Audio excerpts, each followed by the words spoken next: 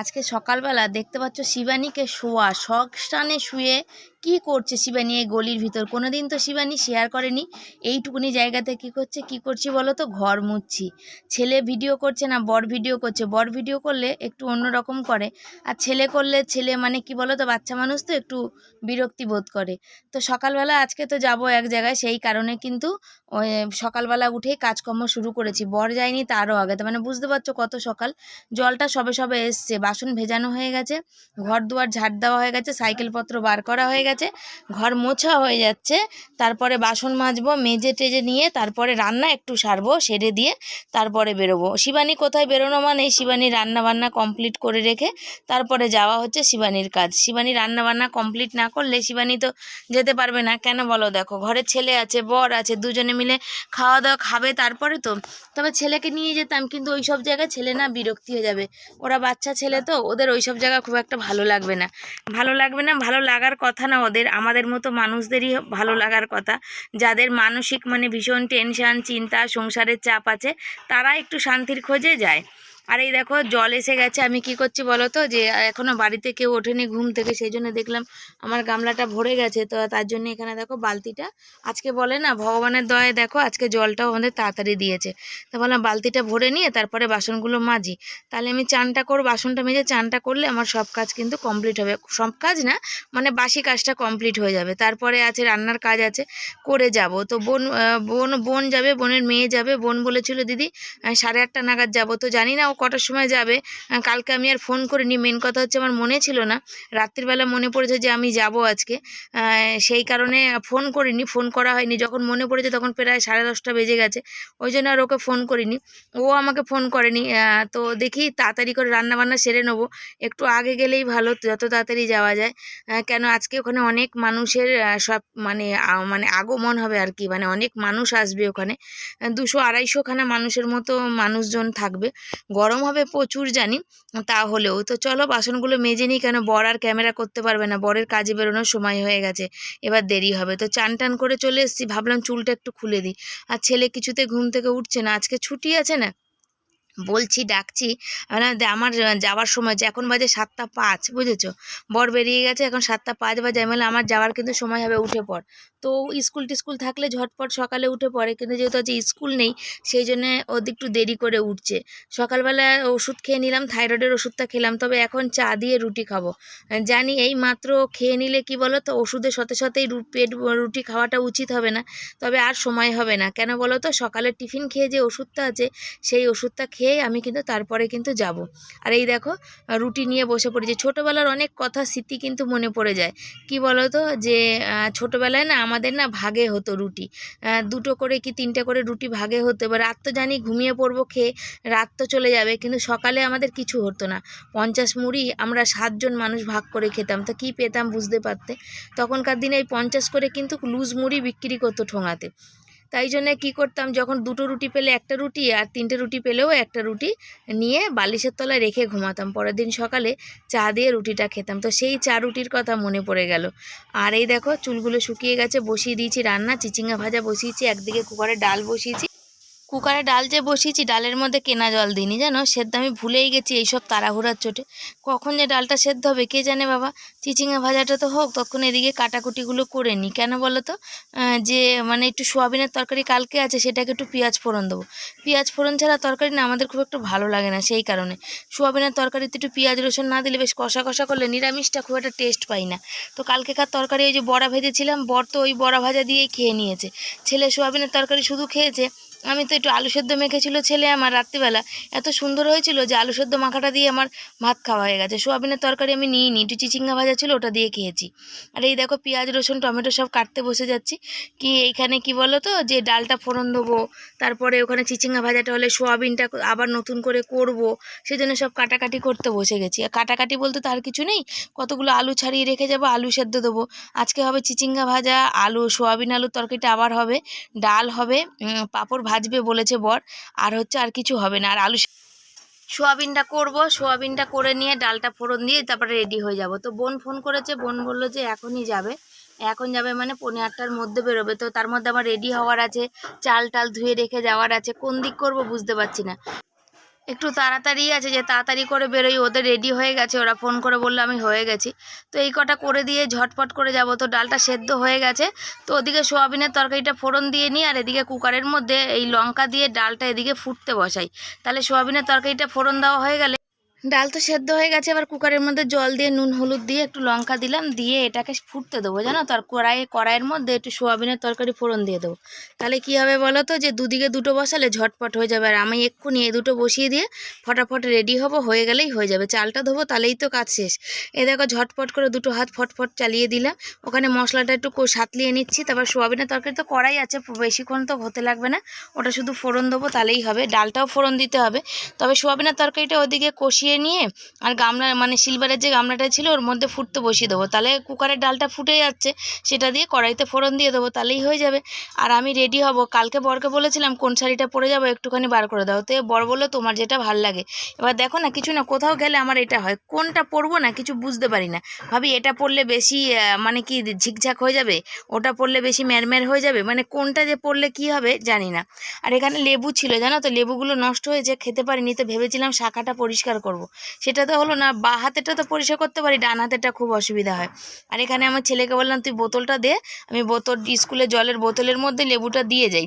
তাহলে কি হবে বলো, এসে পরে পরিষ্কার করব, তাহলে দেখবি এখানে ওটা মানে একদম ঝকঝকে পরিষ্কার হয়ে যাবে।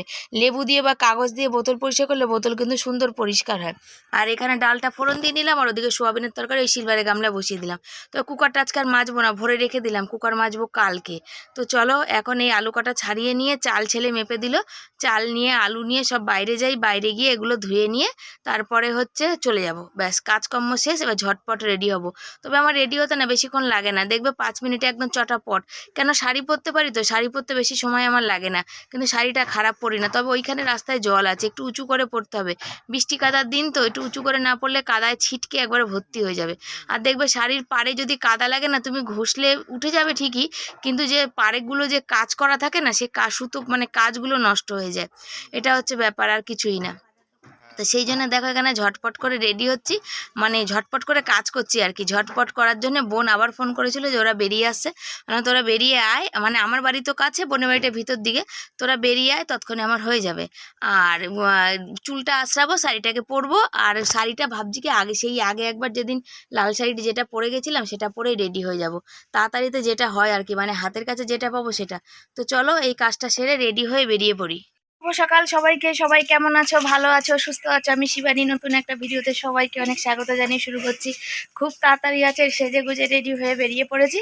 ছেলে যাচ্ছে হচ্ছে ওই বর যে গাছে ফুলগুলো পেরে দিয়েছিল, ওই যে হাতে দেখো নিয়ে পাশে বাড়ি কাকিমাকে দিতে যাচ্ছে। এক একদিন এক একজনকে দেওয়া হচ্ছে। আর আমার একদম সময় নিয়ে বেরিয়ে চলে যাচ্ছি বেড়াতে। কোথায় বেড়াতে যাচ্ছি এসে বলবো, ফোন বাড়িতে থাকবে। ছেলে আর বর যতটুকুনি পারবে তোমাদের সাথে শেয়ার করবে, আমি যতটুকুনি পারলাম শেয়ার করলাম। তো চলো এখন চলে যাই। ওই দেখো দেখতে পাচ্ছ বোনের কি বলে বোনের মেয়ে আর আমি। আর শাড়িটা দেখো আমি নিচুতেই পরেছি, কিন্তু আমি সামনের দিকে ধরে রেখেছি, ওই যে কাদা হারাদা আছে না, সেই কারণে। তো চলো চলে যাই। তখন বুঝতে পারিনি, এখন বুঝতে পারছি এখানে মানে ইঞ্জেকশন লেগেছে, ব্যথা করছে। তেল দিলে না, তখন বুঝতে পারিনি যে ওখানে ইঞ্জেকশন দিয়েছে, এখন বুঝতে পারছি যে ইঞ্জেকশন তো দিয়েছি। বেশি করে দাও, তুমি আর আমি খাও, মা খাবে না। হ্যাঁ বেশি হবে তো বেশি হবে কি জানি। কালকে কি করেছিলাম তাহলে বলো তো, লঙ্কাটাকে নুনের মধ্যে ভালো করে একদম ঢলে দিয়েছি। কিছু যেরকম শুকনো লঙ্কা যেরকম হয় কিছু থাকে না, ওরকম একটা লঙ্কাটা একদম পুরো ঢলে দিয়েছি। আমার মনেই ছিল না ডিম ভাজার কথা, শুধু ভালো লাগছে না। জানি বর ছেলে ভিডিও করেছে, তাও আমি এখানে ভয়েস দিচ্ছি। আমি বলেছিলাম তোমরা ভয়েস দিয়ে দাও, বললো না। ওরা এর আগে অবধি কথা বলা আছে, রেখে দিলাম সেটা।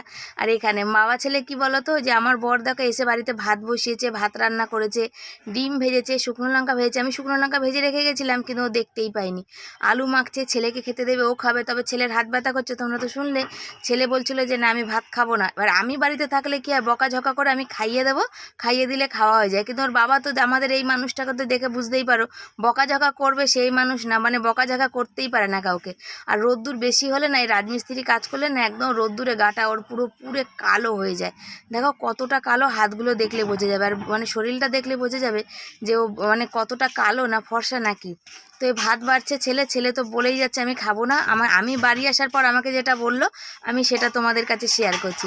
খাবো না বললো, তারপরে দুজন মিলে খেতে বসেছে। দেখো ওখানে পর্দাটা ফেলেনি কিছু না। কি বলো তো, বেটা ছেলে মানুষরা অত মেয়ে ছেলেদের মতো গুছিয়ে কিন্তু করতে পারে না। দেখবে মেয়েদের মতো গুছিয়ে কি কাজ করতে পারে না।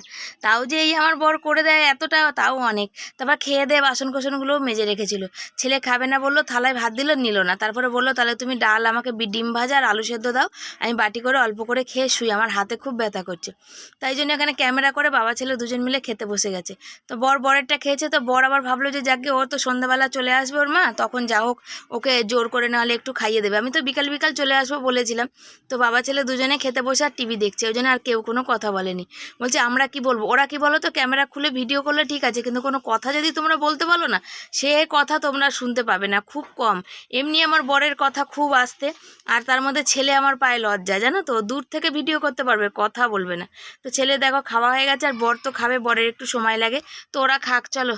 তো বন্ধুরা এই মাত্র বাড়ি ফিরলাম, 6টা বাজতে যায় এখন। আর ওখানে প্রচুর গরম ছিল, অনেক মানুষের অনুষ্ঠান ছিল, ফোন নিয়ে যাইনি। ছেলের আজকের ইঞ্জেকশান ছিল, পড়া ছিল সেই জন্যে। আর ইঞ্জেকশান ছিল বলতে গেলে ওর মানে 15 বছরের ইঞ্জেকশান ছিল। তো ওখান থেকে ফোন করতো যদি আরও সব বাচ্চা হতো, সেই জন্য আরও নিয়ে যায়নি। আর এই ওগুলো নেবে না। বরমশাই হচ্ছে তরকারি গরম বসিয়েছিল, গরম করেছিল, ওই যে তরকারিটা পুরো পুড়ে গেছে, ওই যে দেখো তরকারিটা পুরো পুড়ে গেছে। আমি এসছি, আমাকে বললো পুরো কড়াই পুরো ঝাঁঝরা পোড়া হয়ে গেছে। এই হচ্ছে ব্যাপার, বাড়িতে বউকে দরকার, বুঝেছো? বউ যদি না থাকে না এরকমই হয়, গন্ডগোল হয়। তবে আমার বর খেয়ে দিয়ে বাসন কোসন মেজে রেখেছে। আমি তো গেছিলাম চুল খুলে ঠিকঠাক করে সেজে গুজে, এখন গরমের চোটে চুল খোপা সবাই এরকম করে এসছি পাগলদের মতো। এত গরম ওখানে, এত গরম যে বলার কথা না। আর আমার বর আজকে বুঝতে পারছে আমার বউমশাই কেন নেই, নাক নেই, মানে আমার কত খাটনি বলো।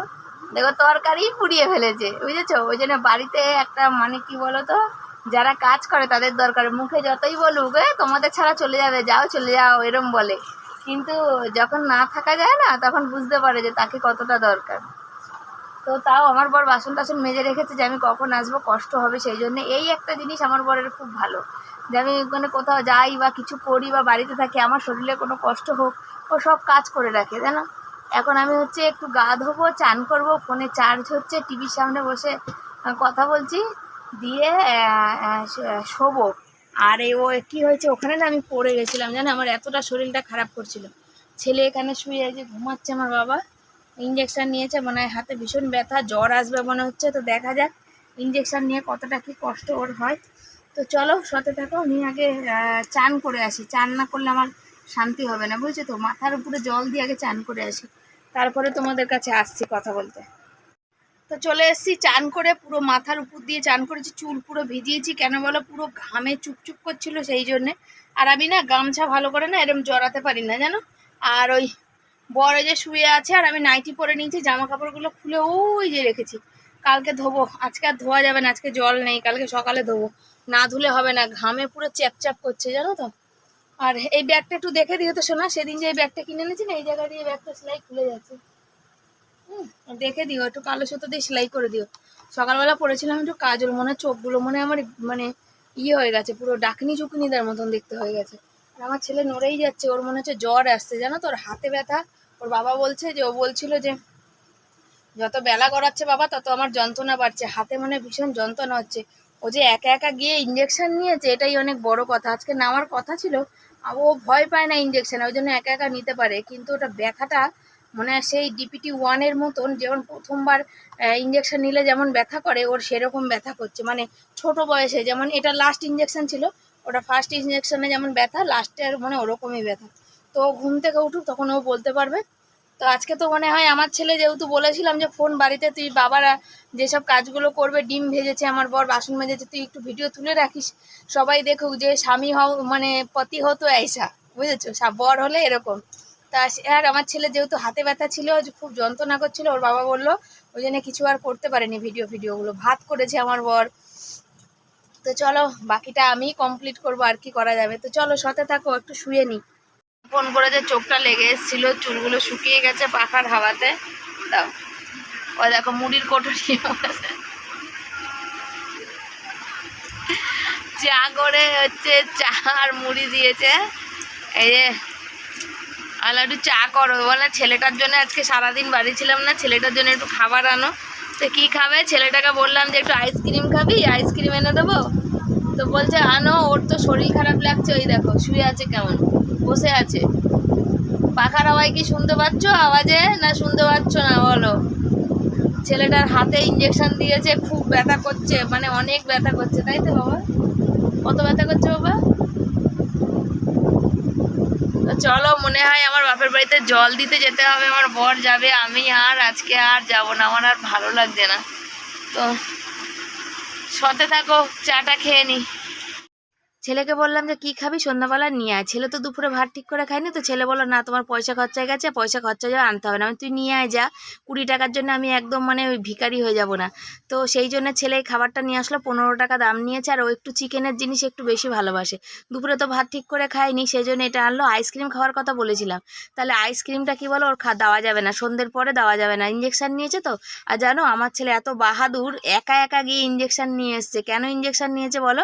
ও হচ্ছে 15 বছরের ইঞ্জেকশনটা নিয়ে এসছে, তোমাদের বললাম না বলবো, সেই জন্য বললাম। 15 বছরের ইঞ্জেকশনটা একা একা গিয়ে কার্ড নিয়ে এসছে। ওর খুব ব্যথা করছে হাতে, এত ব্যথা করছে ও থাকতে পারছে না। বলছে মা আমি ডান হাতে, আমাকে লিখতেই হবে, কালকে প্র্যাকটিক্যাল আছে, সেই জন্যে ও বসে বসে এখন লিখবে, আর আমরা যাব বাপের বাড়িতে জল দিতে। তো ছেলে খেয়ে নিক।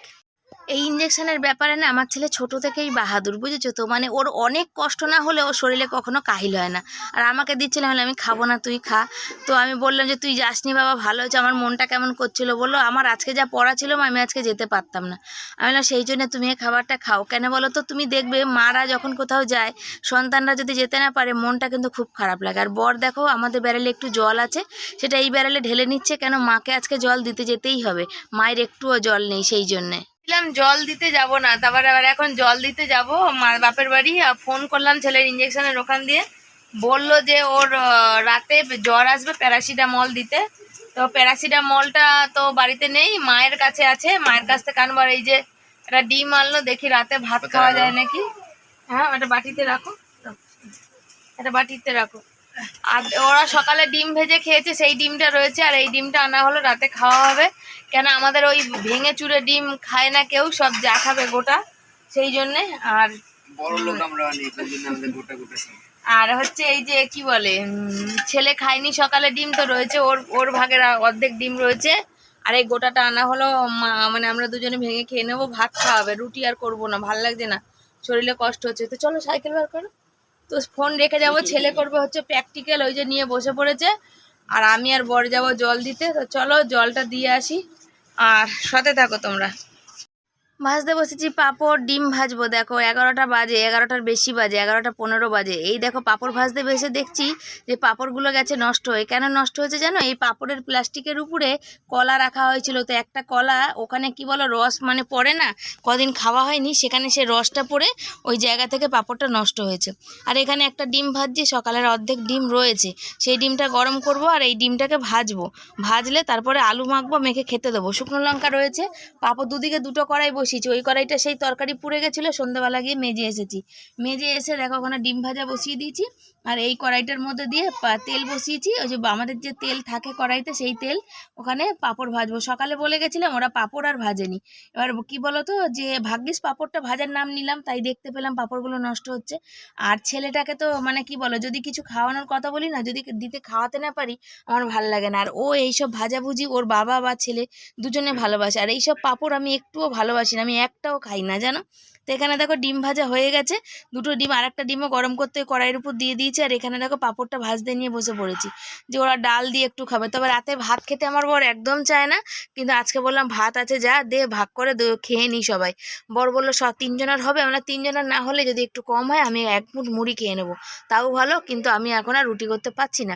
আমি ওখানে না, যেখানে গেছিলাম সেখানে কি জানি ঠাকুরের দান, আমি জানি না আমার শরীরটা কেমন করতে লেগেছে, তারপর আমি পড়ে গেছিলাম।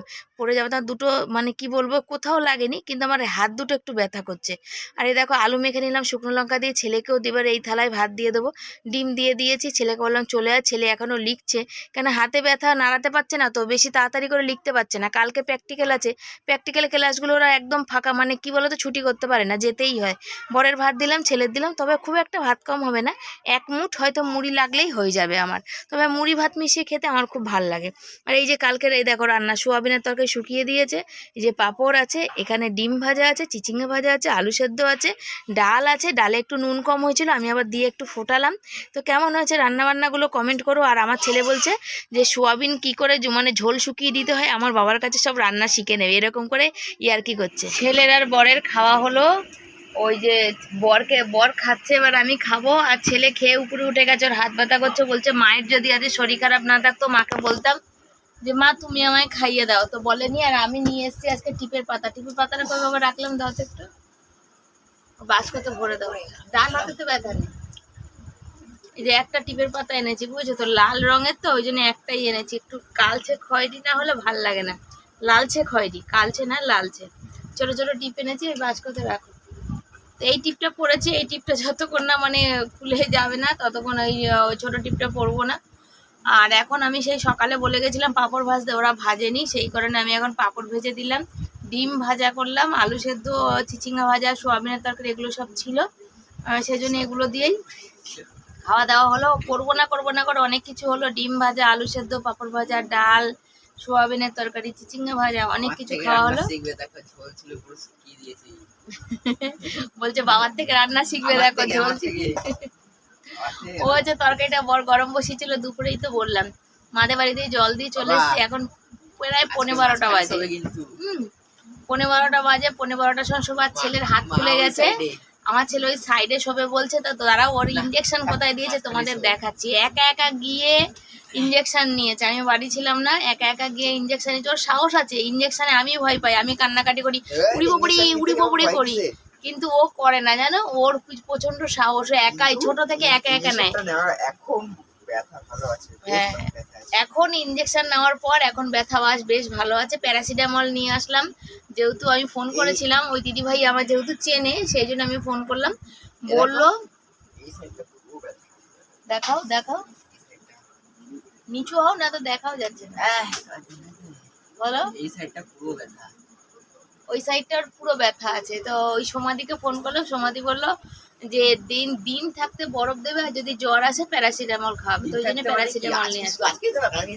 হ্যাঁ, এখন 4-5 দিন ব্যথা থাকবে। আর এই যে সব পড়ে আছে, চলো তাহলে এবার আমার খেয়ে নেওয়ার পালা, আমি খেয়ে নিয়ে আমার খিদেও পেয়েছে, তো আমি ভাত দুটো কম হবে, আমি দুটো মুড়ি দিয়ে বাকি খেয়ে নিই। আজকে আর রুটি করিনি, আজকে ভাতই খাওয়ালাম বরকে, আমার ভালো লাগছে না, দুপাশে দুটো ডেনা খুব যন্ত্রণা করছে।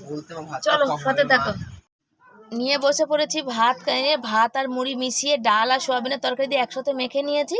এখানে আলু সেদ্ধ, ডিম ভাজা, চিচিঙ্গা ভাজা, নিয়েছি কাঁচা পেঁয়াজ। তো ছেলেকে এখানে বলছি, ছেলেকে বললাম যে বাবা ভাতটা বেশি হয়ে গেছে, একটু খাবি, মানে বর মুড়ি ঢালতে গিয়ে একটু মুড়িটা বেশি ফেলে দিয়েছে, জানো তো, এতটা আমি খাবো না। তো বললো না মা আমি খাবো না, আমার ভাতটাই বেশি হয়ে গেছে, তুমি যদি বলতো দুটো মুড়ি নেবে তাহলে আমি অতটা ভাত খেতাম না, তুমি তো খাইয়ে দাওনি, আমার না ভাতটা অনেক বেশি হয়ে গেছে। আসলে কি বলো, ছেলে যখন ভাত খায় না বারবার জল খায়, ওর জন্য কি হয় বলো তো, ওর পেটটা তাড়াতাড়ি ভরে যায়। আর আমি খাইয়ে দিলে তো ভাতটা বেশি করে দিই আর জলটা কম খেতে দিই, সেই জন্যে। তো চলো আমি খেয়ে দিয়ে নিই, তারপর তোমাদের সামনে আসছি। আজকে আবার গ্যাস মোছা হয়নি জানো, এখন আর মুছবো না, একবারে কালকে সকালে মুছে তারপর রান্না বান্না বসাবো। তো বন্ধুরা খাওয়া দাওয়া করে বিছনার মশারির ভিতর চলে এসেছি, ছেলে শুয়ে আছে, বর মশারি কাটিয়ে যাচ্ছে, সব কাজ বর করেছে। ছেলের জুতো তুলেছে, জামা কাপড় মেলেছে, বালতি ছিল বাইরে, আমি এসে চান করেছি এক্সট্রা জল ভরা, সেই বালতিগুলো তুলেছে, বালতিটা তুলেছে শোনা। আর এই যে ছেলে শুধু বলে যাচ্ছে হাতে ব্যথা করছে, হাতে ব্যথা করছে, হাতে ব্যথা করছে। রাত্রিবেলা যে হাতে মধ্যে মারবে তাকে নিচে ফেললো, আগেই বলে দিচ্ছি। চলো শুয়ে পড়েছি, ওষুধ খেয়ে নিলাম, সবকিছু করে নিলাম। মারবে না, করবে বাবা, একা একা গিয়ে ইঞ্জেকশন নিয়েছে, হেভি সাহস ওর। বাবাকে সাইডে ঠেলে ফেলে দেবো। ওর হচ্ছে আজকে 16 বছরের মানে 15 বছরের ইঞ্জেকশনটা আজকে হলো। 8 সালে 2008-এ জন্ম, ওই জন্যে দেখতে দেখতে ছেলে বড় হয়ে গেল, লাইক হয়ে গেল, এরপর বিয়ে থাওয়া শাদি দিতে হবে, বুঝছো। দেখো আজকে ইঞ্জেকশন নিয়েছে বলে পড়াশোনা একটু ঢিলামি দিয়ে দিয়েছে, কালকে স্কুলে যেতেই হবে, কালকে স্কুলে আছে ওদের স্বাস্থ্য পরীক্ষা মানে আর সব কিছু। আর আছে প্র্যাকটিক্যাল, ওই জন্য কালকে স্কুলে যেতে হবে, কালকে খাবার টিফিন সব করতে হবে। আমি একটু ভাত কম হয়ে গেছিলো, ভাত মুড়ি মিশিয়ে তো খেয়ে নিলাম, চলে আসলাম। আর বর দাঁড়িয়ে আছে, আমি এখানে ভিডিওতে বক বক করছি। তো চলো বন্ধুরা, আজকের মতো ভিডিওটা এখানে শেষ করছি। কেমন লাগলো অবশ্যই তোমরা কমেন্ট করে জানিও। যদি ভালো লাগে নতুন বন্ধুদের কাছে অনুরোধ করছি তোমরা চ্যানেলটাকে সাবস্ক্রাইব করে পাশে থেকো। আর পাশে থাকা কি বেল বাটন, তাই তো না, আর কি বলছো? পাশে থাকা বেল বাটনটা টিপে দেবে, তাহলে সমস্ত নোটিফিকেশন তোমাদের কাছে আগে চলে যাবে। তোমরা এইভাবে পাশে থাকবে, সাথে থাকবে, অনেক অনেক অনেক সাপোর্ট করবে, অনেক লাইক করবে, কমেন্ট করবে। যত লাইক কমেন্ট বাড়বে তত হচ্ছে ভিডিও ইউটিউব অন্য জায়গায় সাজেস্ট করবে। সেই জন্য চলো সবাইকে tata, bye bye, good night. ছেলে আর বর হাসাহাসি করছে যে বক বক করেই যাচ্ছে দেখো। তো চলো সবাই খুব ভালো থেকো, সুস্থ থেকো, সবাইকে টাটা।